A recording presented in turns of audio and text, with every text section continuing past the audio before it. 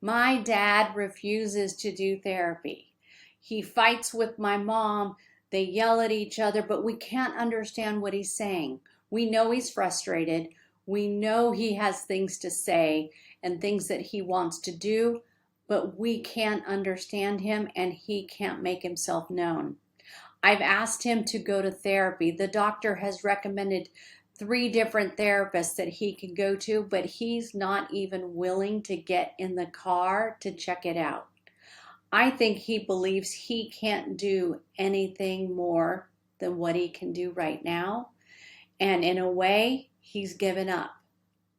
This was a conversation I had with a daughter I just recently did a consult with, and she was looking for strategies for a way forward. And what it reminded me of is something my mentor used to say. How you define aphasia is how you treat it. How you perceive aphasia is how you recover from it. Bill Connors. So let's dive into this episode. I'll be right back with you.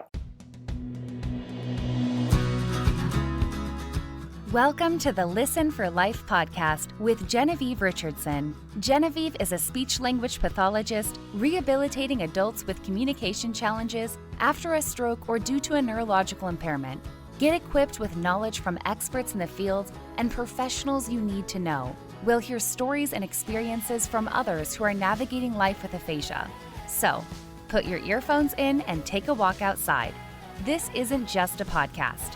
This is a community, a resource, and a support system. We're in this together. Do life.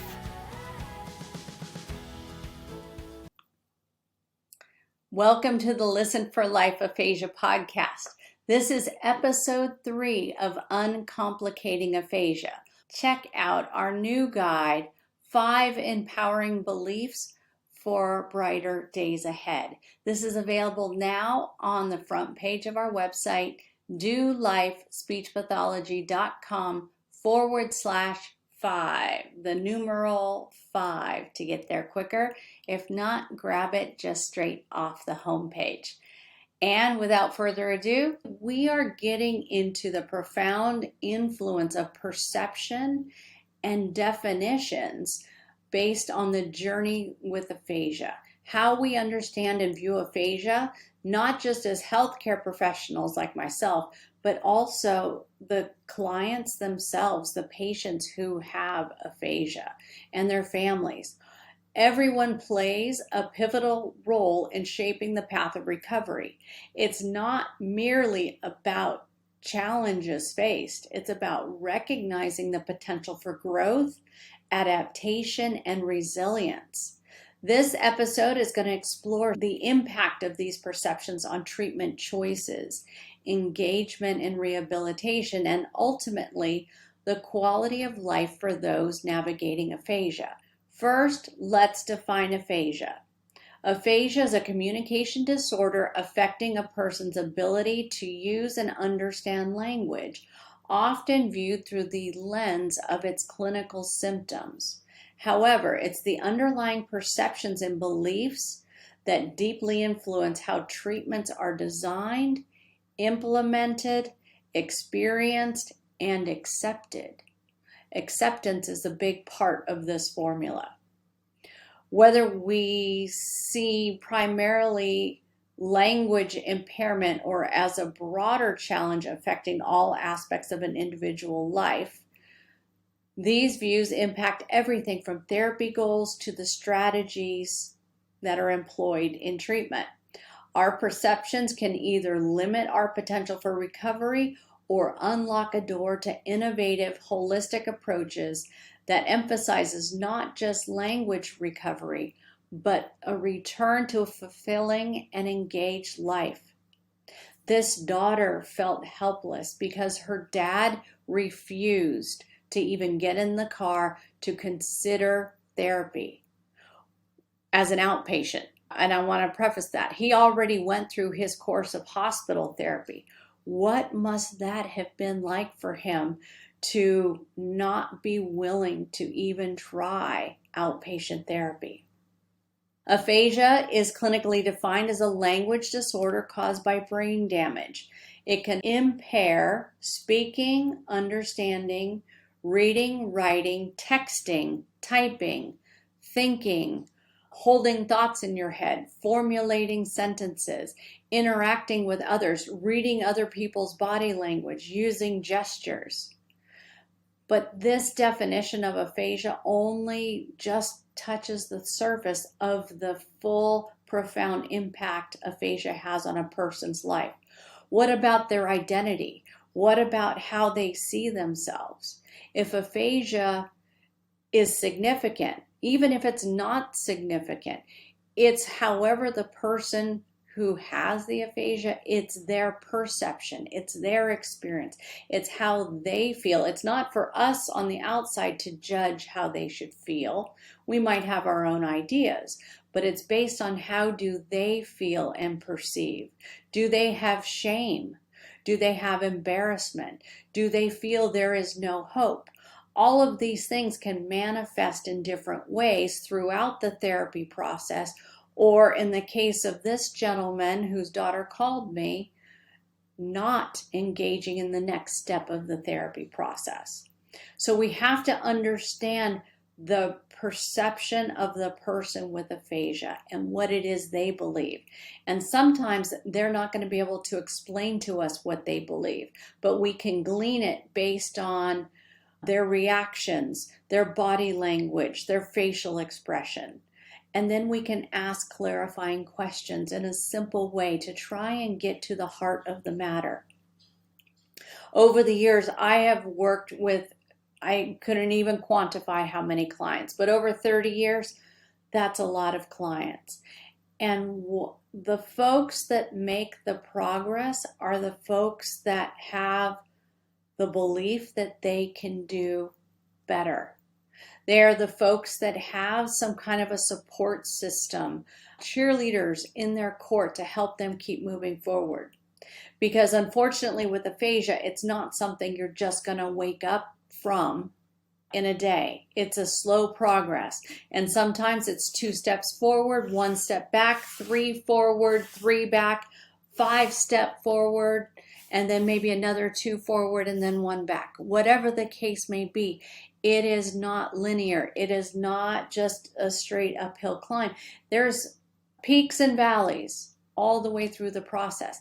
And as the person goes through the rehab process, as they get back to living their life, there are different needs that need to be considered along the way. Different phases of coping where the person in the hospital is going to be at a different coping level than one who's already in rehabilitation to one going through outpatient treatment. Because as the brain heals, as they understand more of what's going on around them, as they understand how this aphasia impacts their life, their needs change and the need for support changes with them.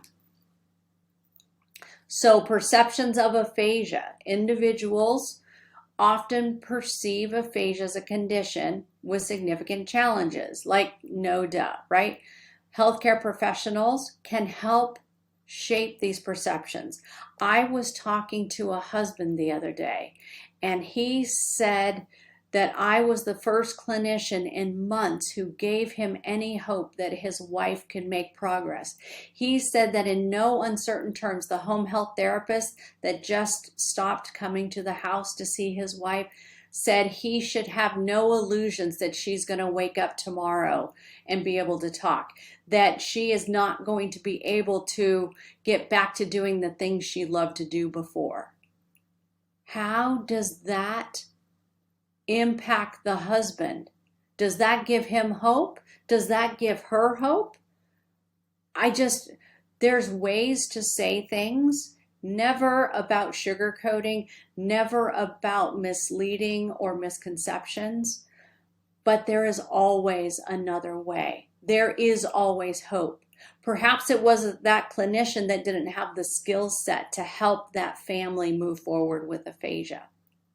But what she did with her words that came across to me as the husband was relaying them to me, as extremely callous and insensitive. There's ways to say things and there's ways not to say things. So what is that husband's perception? He still reached out for a consultation, and we're still going to start treatment. And we have a path laid out for his wife and him, because it's about whole person, whole family treatment, to address not only her impairments, but her as a whole person, and how we're going to make strides to get her communicating and connecting with her husband, with her family, and with her life. So how do we change perceptions? So with this husband, I have to do some work with him and his wife about changing their perceptions. Remember, how you perceive aphasia is how you are receptive or you are not receptive to treatment. Are you going to listen to the clinician? So in a way, they still have hope working with me, but I have to undo what that other clinician said. I have to help shift their perceptions so that we can keep moving forward and enhance her recovery outcomes. The shift is necessary, because if you don't believe you can do it, you're not going to do it. You're just going to call it in, right? Have you ever done something where you didn't believe you could do it and you just go through the minimum steps? Maybe because it's somebody external to you that's pushing you, or maybe you're doing it because you believe that's what other people want you to do, or you feel bad or feel guilty that you're not doing something even though you don't believe it can help. So we have to, as clinicians, empower our families, give hope, and give some quick wins.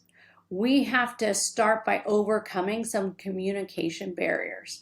And I can't emphasize enough how important it is to have quick wins. I want to tell you about a different client of mine, Joe. I have to tell you, Joe was one of my most favoritist clients. Joe was this loudmouth from Chicago. He didn't care if he offended somebody. He didn't care if you liked what he had to say or how he walked or what he did or what he thought. It didn't matter to Joe. Joe was going to speak his mind, do his thing any way he wanted to do it.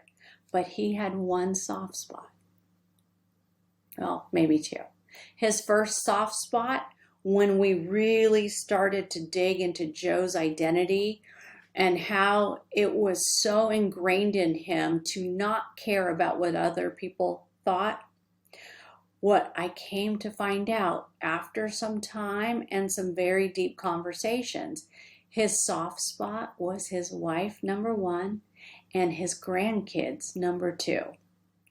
And once Joe understood his identity and perception of himself, both before the stroke and who he was at the time I was working with him, who he was in that present moment, we were able to shift some perceptions, working with these soft spots of his to help motivate him and give him small wins, small areas of progress that he could see, hear, and feel and keep moving forward. Over time, we were able to get Joe to change his perception of himself. First, he had to cope with the grief and the loss of who he was before. He readily acknowledged by the end of our treatment time together that he wasn't a very good person. And except for how he talked directly to his wife and his grandkids and even his adult kids, he didn't care before, but now he cared, and he acknowledged that he could have done things very differently. Also in this path, he acknowledged that there was some old family stuff about how he was raised and his relationships with his family that shaped him to the person he was before the stroke. But now, as a result of the stroke, he's changed his perception. He's put strategies into place. We worked super hard about little things he could do, things he could put into place every day to start making a difference. And those wins added up every day. He had to realize that there was a reason he survived his significant stroke. He was really lucky. He was able to get back 98% of the right side of his body. He was now back to going to the gym and walking around the neighborhood with his wife. He was going to his grandson's baseball games and his granddaughter's horse lessons. He also realized that his relatively small word finding issues, when he couldn't think of a word he wanted to say, he would get so mad at himself. He would drop his head and turn it, and just the self-deprecating talk. He just didn't think he was worthy of being here, of having survived his aphasia, because he couldn't express himself as this loud, boisterous dude that he always had been. He had to make a shift and change his perception that he was worthy of being there for his wife, of being there with his family and spending time with his grandkids. And also, he started to mend relationships with estranged brothers and sisters, some of whom he hadn't spoken to in years. I'm telling you, your perception when you have aphasia makes all the difference. He really transformed. You think of a butterfly going from the caterpillar and going in the chrysalis and coming out this beautiful creature. That was Joe. Joe was that butterfly. It was remarkable to see how he grew. He changed his perception, and he believed that he could do better. When he believed he could do better, he put strategies into action. He advocated for himself in a kinder and gentler way than he ever had before. One of his brothers, who he hadn't talked to in years, commented that if Joe didn't look and sound the same, they wouldn't know it was still him. His best friend wrote him like this 5-page email talking about how, all of their childhood together, and, their 60 years of friendship, and how he perceived Joe to be before his stroke, and how he perceived Joe after his stroke, and that he acknowledged all of Joe's progress, all of the steps he had taken. His friend was incredibly proud of him. When Joe read me parts of this email, he cried. He told me that for the first time in 20 years or more, he cried. He felt like a new man. He turned over a leaf, and he improved his speech. He improved his thinking, he improved his communication, and he improved his relationships. Pretty good story, right? I love Joe's transformation, and I'll never get tired of telling that story. But how you perceive your aphasia is how you deal with it and how you can recover from it. Joe could not have had the transformation that he had if he didn't change his perception, if he didn't work on his identity and realize that there were things he could do. He got back control. He got to make decisions. His aphasia didn't control him. He controlled his aphasia. So as we wrap up today's episode, you got a clear vision, 2 totally different stories. One where the clinician shot down and had a poor perception of how this wife could recover from her stroke. Her words were hurtful to this family, and we are still in process of therapy, helping this family improve the wife's communication, and she is making progress. She is starting to believe that she can do it. And let's contrast that with Joe. Joe and his incredible transformation, how he went from really being down on himself, not really being able to communicate to where he thought he needed to. But we use lots of strategies, life participation strategies, looking at his identity, finding out his strengths, working with his family, finding his soft spots to help motivate him to take small steps forward, to work every day and build upon the wins. Joe, God, another thing he did, the guy took notes. I love this about Joe. Joe said he had ADHD and he was horrible in school and he never got good grades. But what did Joe do when we were in session? We'd talk about a tip or a technique or an angle or a method, and he would take notes. And he would come back the next session and he would automatically report back how it worked. We'd problem solve and we'd work it through further. So I will wrap it up, I promise. Our journey started in this episode, understanding a little bit about aphasia and how it can impact every aspect of the person's life as well as the family's life when you have to live with aphasia. There are emotional impacts. We have to understand the significance of our perception and beliefs. Do you have limiting beliefs? Do you not believe you can get better? I started this episode talking about the daughter who nearly begged her dad to go to outpatient therapy, but he didn't believe he could do better. He must have had a pretty tough rehab experience, wouldn't you think? That he didn't want to keep moving forward. Therapy can be all about empowering. There's coping and grieving and lots of speech therapy techniques, whether we're working on an impairment-based technique or we're working on environmental strategies to have conversations where you're not trying to talk over the TV or have an important conversation at the end of the day when you're tired. It's about looking at the whole situation.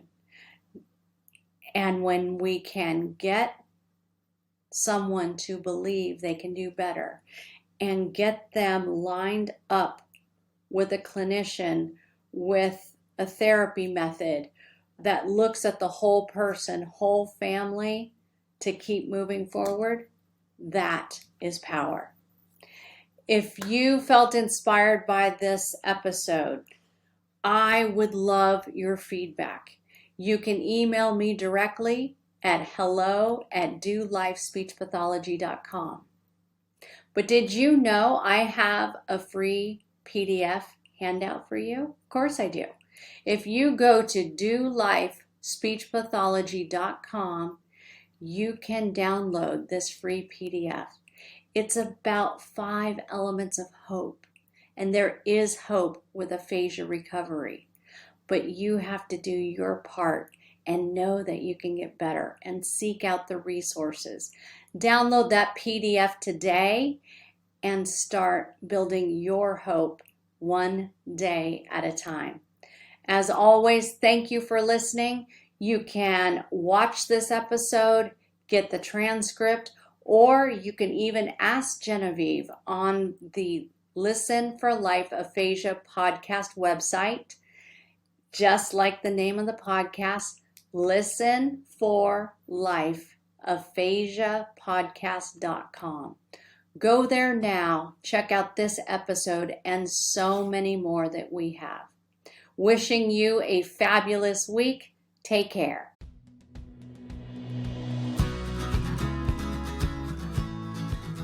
Thanks for tuning in to the Listen for Life podcast.